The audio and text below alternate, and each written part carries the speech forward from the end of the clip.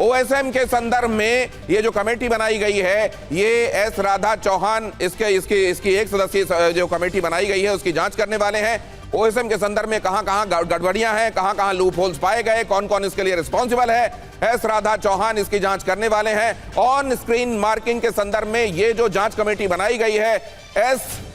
राधा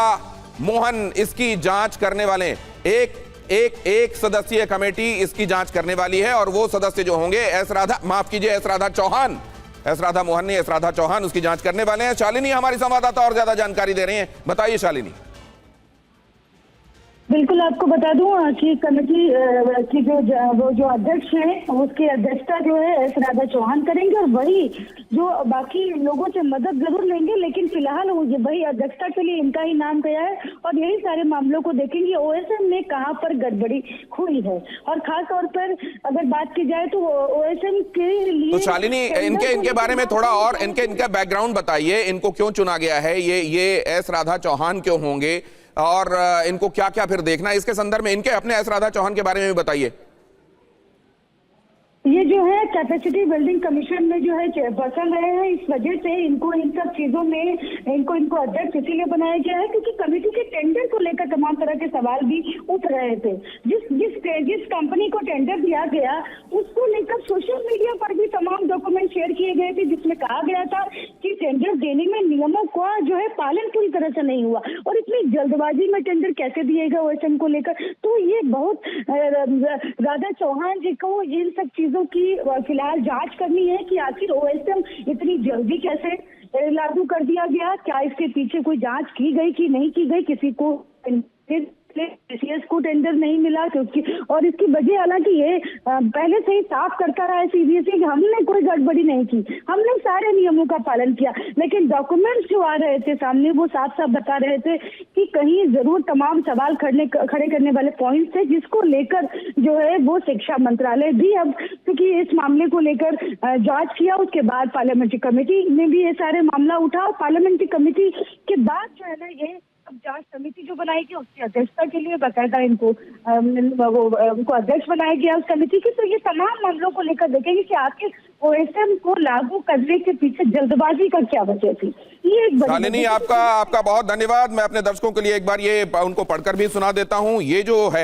जो नोटिस है इसमें लिखा हुआ है,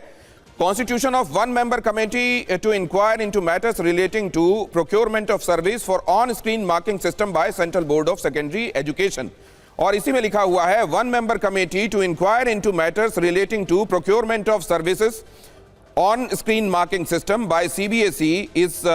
constituted as under, और उसी में ये लिखा हुआ है कि एस राधा चौहान इसकी जांच करेंगी और 1 महीने के अंदर डीओपीटी को अपनी रिपोर्ट सौंपेंगी। अब जरा इसको समझते हैं, ये 1 महीने के अंदर इसकी जांच और ये बताया जाना कि ऑन स्क्रीन मार्किंग के संदर्भ में क्या जल्दबाजी हुई है, इससे संबंधित लूप होल्स कहां थे और उन लूप होल्स को क्या नजरअंदाज किया गया, और उन लूप होल्स के होने के बावजूद क्या इसको सिस्टम में लागू कर दिया गया और उसी का खामियाजा क्या आज छात्र भुगत रहे हैं, ये इस वक्त का बड़ा सवाल है। आइए इस चर्चा की शुरुआत करते हैं और पहले रणवीर सिंह जी से समझते हैं। रणवीर सिंह जी, ट्रांसफर हो गया तो क्या यह माना जाए कि यह ट्रांसफर होना अपने आप में इस बात को इंगित करता है कि चेयरमैन को रिस्पॉन्सिबल पाया गया है गलतियों का जो कि हुई हैं? देखिए, मैं कहना चाहूंगा कि बात ट्रांसफर नहीं है कि चेयरमैन और सेक्रेटरी सीबीएसई और चेयरमैन सीबीएसई दोनों आईएएस हैं और वो आए डेपुटेशन पे आए सीबीएसई में, और सीबीएसई में जो इंटरनल सिस्टम है जो इसको देखते हैं डायरेक्टली और जो इस बात को देखते हैं, तो उन्होंने इस बात को देखना चाहिए था कि 2014-15 में भी ये ओएसएम पायलट प्रोजेक्ट के तहत लेके आए थे। At that time I was heading the Dehradun region, और मैं ये मान के चलता हूं कि ये फेल हो गया था क्योंकि ये संभव नहीं है। बच्चे जो है सप्लीमेंट्री आंसर शीट भी लेते हैं, बच्चे मेन आंसर बुक के साथ साथ जो है 2 या 3 या 4 सप्लीमेंट्री आंसर बुक भी लेते हैं, फिर सेंटर से पैकिंग होके आती है। तो ये इस तरह से जो है आनंद फानंद में जो ब्लैकलिस्टेड कंपनी थी उसने नाम बदल के अपना ये टेंडर ले लिया, तो इसमें बिना सीबीएसई की मिली भगत के तो हो नहीं सकता। और सीबीएसई के जो लोग हेडक्वार्टर में बैठे हैं सबसे बड़ी बात क्या है कि जो सीबीएसई में एक रेगुलेशन है कि 3 साल से अधिक समय के लिए कोई एक सीट पर बड़ा अधिकारी नहीं रहेगा, कॉन्फिडेंशियल काम में वो नहीं जुड़ा रहेगा। ठीक है। परंतु यहाँ तो 5-5 साल हो गए, 8-8 साल हो गए। राइट,